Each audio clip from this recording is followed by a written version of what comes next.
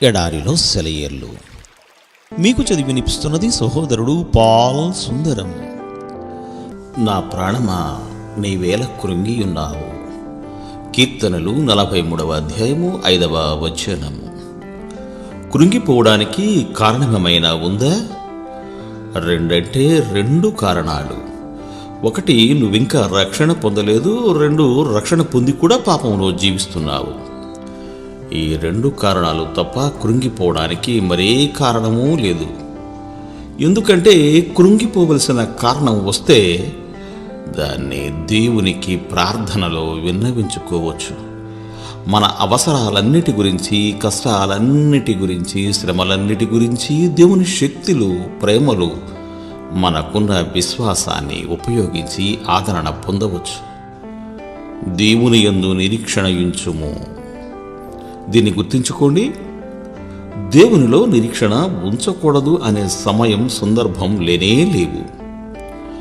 మన అవసరాలేమైనా, మన ఇబ్బందులేవైనా, మనకి సహాయకులెవరూ లేకపోయినా మన కర్తవ్యం ఒకటే, దేవునిలో నిరీక్షణ కలిగి ఉండడం. అదెప్పుడూ నిరర్ధకం కాదు. దేవుని దృష్టికి అనుకూలమైన కాలంలో నీకు సహాయం వస్తుంది. జార్జ్ ముల్లర్ అంటున్నాడు, గడచిన 70 సంవత్సరాల 4 నెలల్లో కొన్ని వేల సార్లు ఈ సత్యాన్ని అనుభవపూర్వకంగా తెలుసుకున్నాను. ఇక సహాయం రావడం అసాధ్యం అనుకున్నప్పుడు సహాయం వచ్చేది. ఎందుకంటే దేవుని మహిమ ఎలాంటిదో మనకి తెలియదు కదా. ఆయన శక్తికి హద్దులు లేవు. మనకి సహాయం చెయ్యాలంటే ఆయన 10,000 సార్లు 10,000 మార్గాల్లో చేయగలడు. పసిపిల్లవాడిలాగా మన సమస్యని ఆయన ముందు ఉంచడమే మన పని. నా విన్నపాలు విని వాటికి నువ్వు జవాబివ్వడానికి నేను అర్హుణ్ణి కాను. కానీ మా రక్షకుడైన యేసు ప్రభువు ద్వారా ఆయన కొరకు నా ప్రార్థనని ఆలకించు. నువ్వు నా ప్రార్థనకి జవాబిచ్చేదాకా నమ్రతతో కనిపెట్టగలగడానికి కృపను ప్రసాదించు.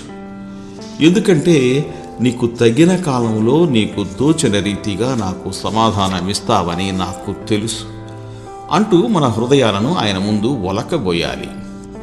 ఇకను నేను ఆయనను స్తుతించెదను. ఎక్కువ ప్రార్థన, ఎక్కువగా విశ్వాసం మీద ఆధారపడడం, ఓపికతో కనిపెట్టడం, వీటన్నిటి ఫలితం పుష్కలమైన ఆశీర్వాదాలు. అందుకనే నేను నిత్యం నాలో నేను అనుకుంటాను, దేవుని యందు నిరీక్షణ ఉంచుము. దేవుడు మిమ్ము దీవించుగాక. ఆమెన్. ఆమెన్.